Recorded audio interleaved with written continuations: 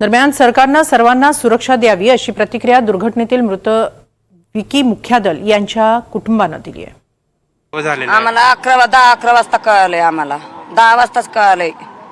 मग तिथून पुढे मी फोन लावला इकडे पोलिसाला, त्याच्या फोनवरच फोन लावला, पण ते पोलिसांना उचलला फोन।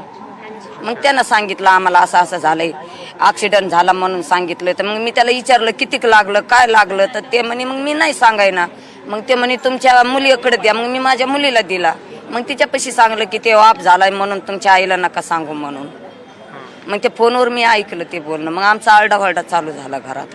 मग काहीतरी करायला पाहिजे ना सरकारनं, मग गाड्या गिड्या काही शिल्लक काही सोडायला पाहिजे।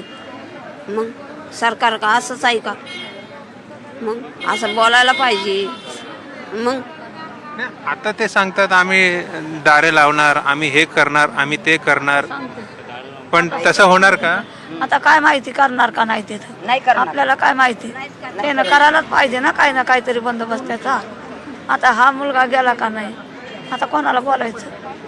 आता पण तो पर सरकारी सेवेमध्ये होता, आमच्यासाठी सेवा करत होता।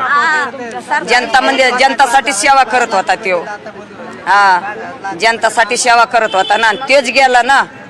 मग आता सरकार काय दखल घेणार आहे त्याच्यावर? हा,